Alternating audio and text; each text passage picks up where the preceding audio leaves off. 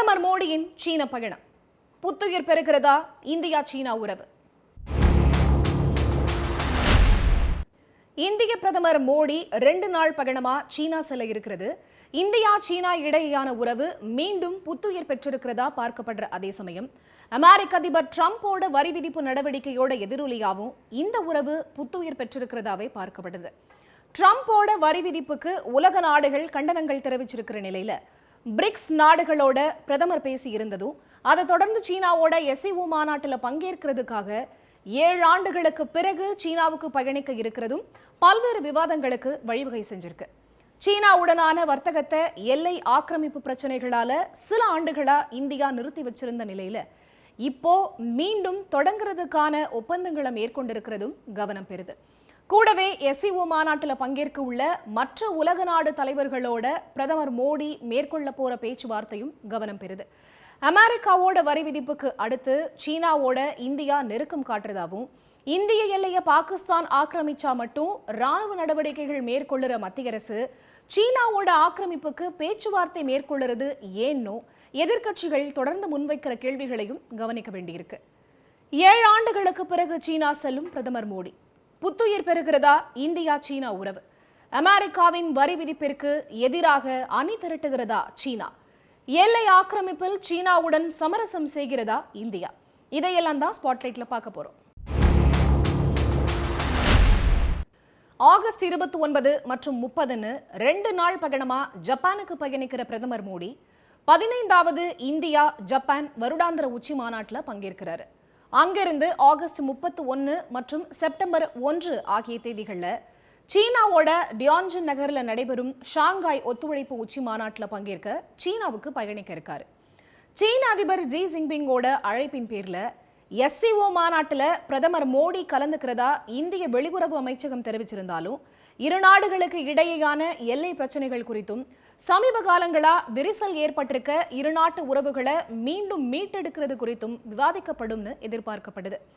கடந்த 2017 இந்தியா சீனா எல்லையில இரு நாடுகளும் தங்களோட ராணுவத்தை குவிச்சதை அடுத்து ஏற்பட்ட போர் பதற்றத்தை சமாளிக்க 2018 இருதரப்பு சந்திப்புக்காக சீனா சென்ற மோடி அதிபர் ஜின்பிங்கை சந்திச்சு எல்லைக்கோடு குறித்து பேச்சுவார்த்தை மேற்கொண்டாரு.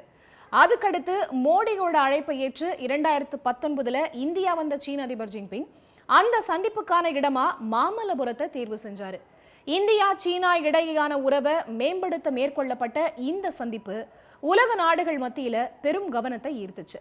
ஆனா அதுக்கடுத்து 2020 கிழக்கு லடாக் எல்லையில இருக்க கல்வான் பள்ளத்தாக்குல இந்தியா சீனா ராணுவத்தினர்களுக்கு இடையே ஏற்பட்ட மோதலுக்கு அடுத்து இரு நாடுகளுக்கு இடையேயான எல்லை பிரச்சனைகள் மற்றும் பல்வேறு தூதரக பதற்றங்கள் நிலவியதால இந்திய சீனா உறவு சிக்கலையே சந்திச்சுட்டு வந்துச்சு.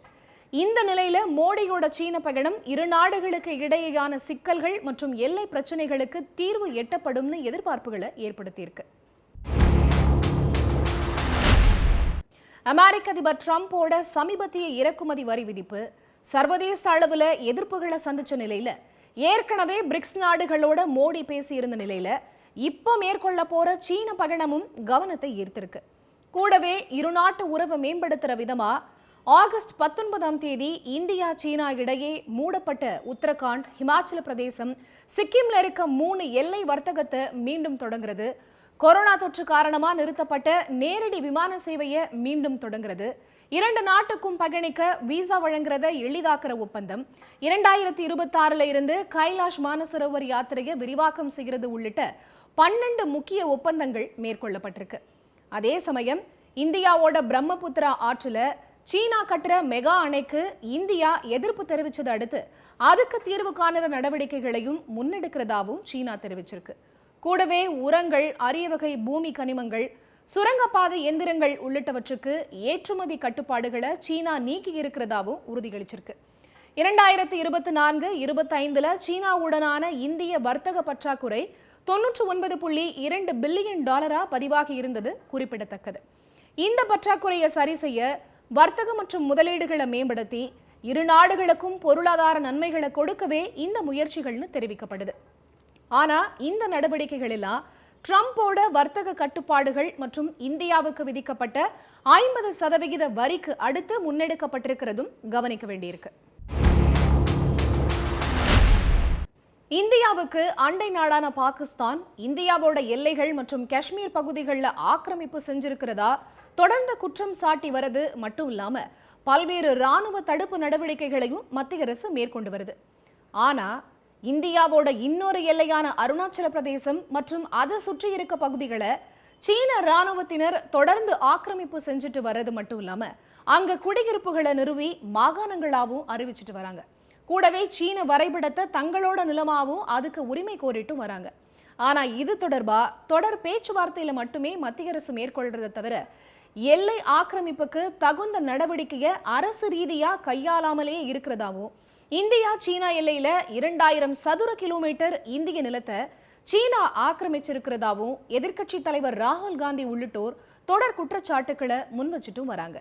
இந்தியா சீனா இடையேயான வர்த்தகம் மற்றும் இருநாட்டு நல்லுறவுல ஏற்பட்ட சிக்கல்கள் ஒரு பக்கம் குறைய தொடங்கி இருந்தாலும் இன்னொரு பக்கம் தொடர்ந்து நீடிச்சிட்டு வர எல்லை விவகாரமும் இந்தியா சீனாவோட உறவு புத்துயிர் பெற்றிருக்கிறது அமெரிக்காவுக்கு என்ன மாதிரியான தாக்கத்தை ஏற்படுத்தும் அப்படிங்கிறதும் அதுக்கு அமெரிக்காவோட எதிர்வினை என்னவா இருக்கும் அப்படிங்கிறதும் அடுத்த கட்ட நகர்வுகளை பொறுத்தே அமையும்.